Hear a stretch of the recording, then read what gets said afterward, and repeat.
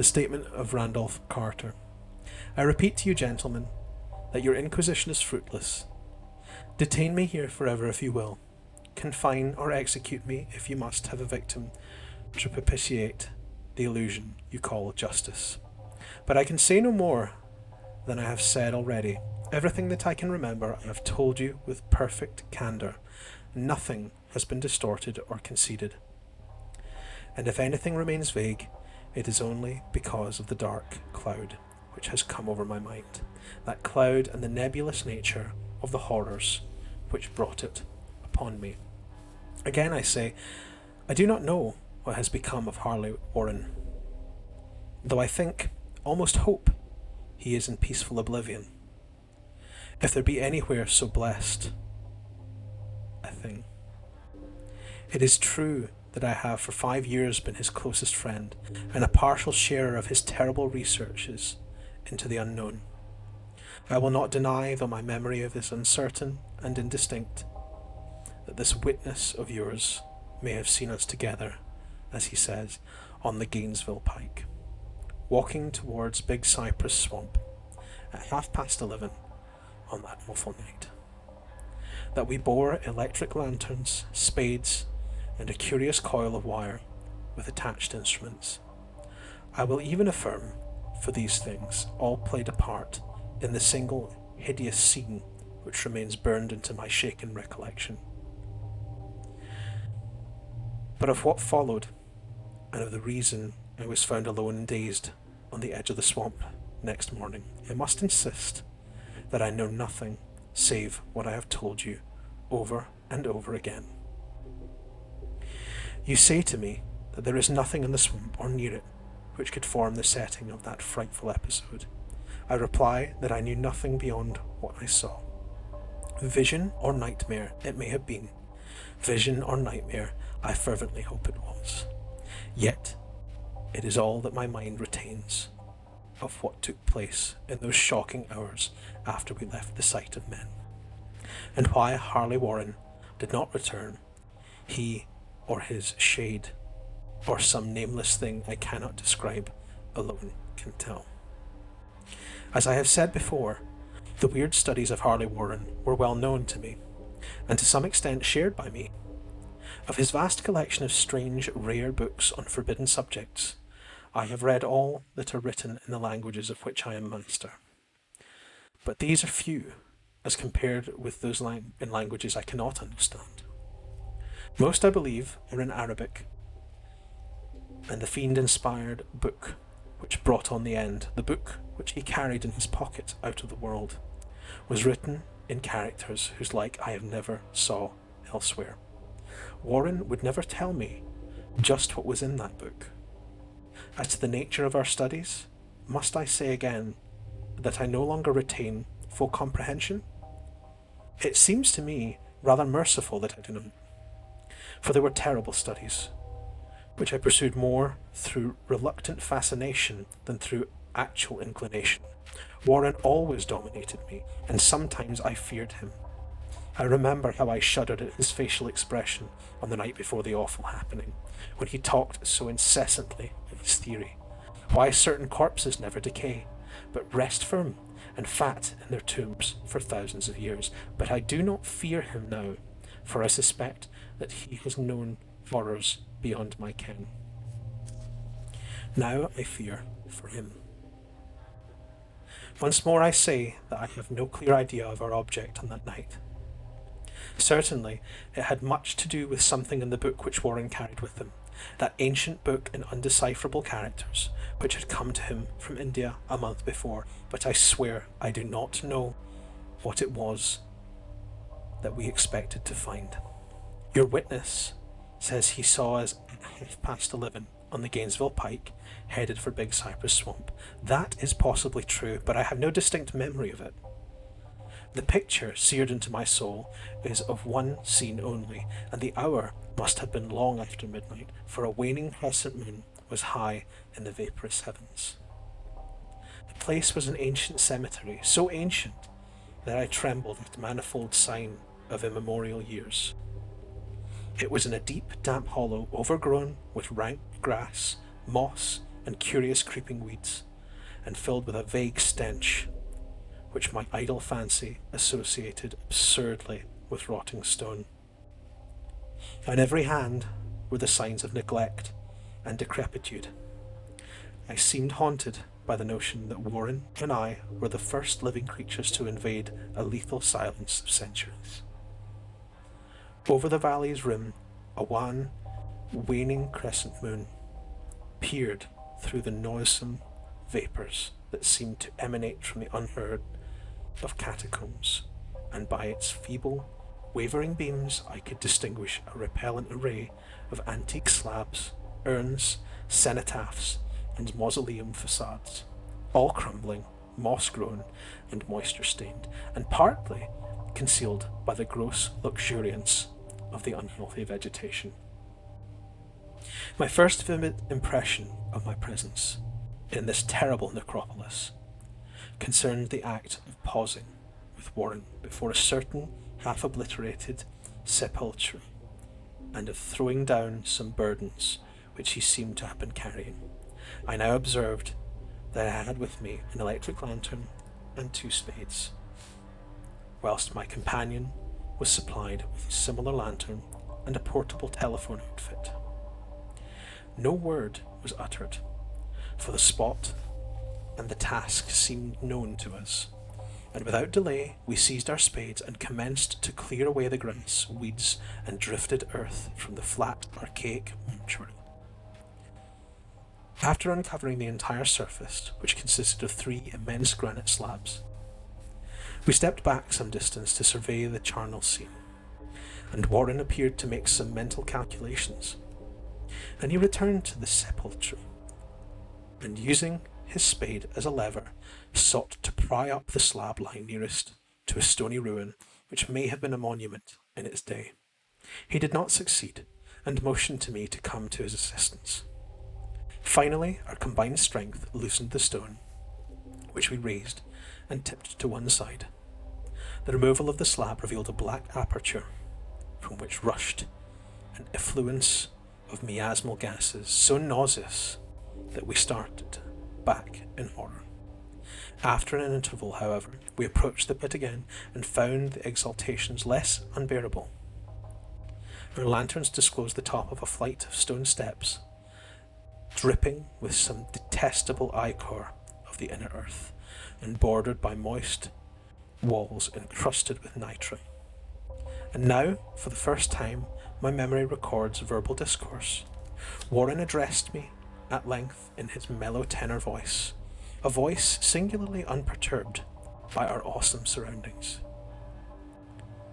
"I'm sorry to have to ask you to stay on the surface," he said, "but it would be a crime to let anyone with your frail nerves go down there. You can't imagine, even from what you have read and from what I've told you, the things I shall have to see and do. It's fiendish work, Carter, and I doubt if any man without ironclad sensibilities could even see it through and come up alive and sane. I don't wish to offend you, and heaven knows I'll be glad enough to have you with me, but the responsibility is in a certain sense mine, and I couldn't drag a bundle of nerves like you down to probable death or madness.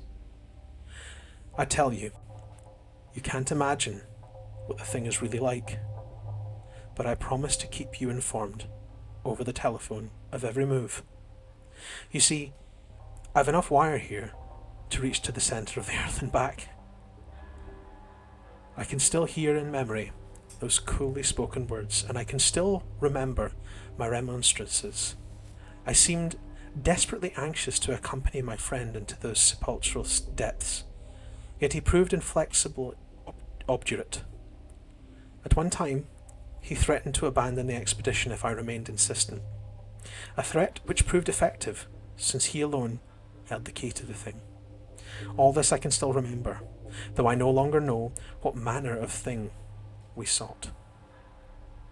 After he had obtained my reluctant acquiescence in his design, Warren picked up the reel of wire and adjusted the instruments. At his nod, I took one of the latter and seated myself upon an aged, discoloured gravestone, close by the newly uncovered aperture. Then he shook my hand, shouldered the coil of wire, and disappeared within that indescribably ossuary. For a minute, I kept sight of the glow of his lantern and heard the rustle of the wire as he laid it down after him, but the glow soon disappeared abruptly, as if a turn in the stone staircase had been encountered, and the sound died away almost as quickly. I was alone, yet bound to the unknown depths by those magic strands whose insulated surface lay green beneath the struggling beams of that waning crescent moon. I constantly consulted my watch by the light of electric lantern, and listened with feverish anxiety at the receiver of the telephone, but for more than a quarter of an hour heard nothing. Then a faint clicking came from the instrument, and I called down to my friend in a tense voice. Apprehensive as I was nevertheless unprepared for the words which came up from that uncanny vault, in accents more alarmed and quivering than any I had heard before from Marley Warren, who had so calmly left me while previously, now called from below in a shaky whisper, more portentous than the loudest shriek. God, if you could see what I'm seeing. I could not answer. Speechless, I could only wait. Then came the frenzied tones again. Carter, it's terrible, monstrous, unbelievable. This time my voice did not fail me, and I poured into the transmitter a flood of excited questions. Terrified, I continued to repeat, Warren, what is it? What is it? Once more came the voice of my friend, still hoarse with fear, and now apparently tinged with despair. I can't tell you, Carter. It's too utterly beyond thought. I dare not tell you. No man could know it and live. Great God, I never dreamed of this. Stillness again, save for now my incoherent torrent of shuddering inquiry. Then the voice of Warren, in a pitch of wilder consternation. Carter, for the love of God, put back the slab and get out of this if you can. Quick. Leave everything else and make for the outside. It's your only chance. Do as I say and don't ask me to explain. I heard, yet was able only to repeat my frantic questions. Around me were the tombs and the darkness and the shadows. Below me, some peril beyond the radius of human imagination. But my friend was in greater danger than I, and through my fear I felt a vague resentment that he should deem me capable of deserting him under such circumstances. More clicking, and after a pause, a piteous cry from Warren.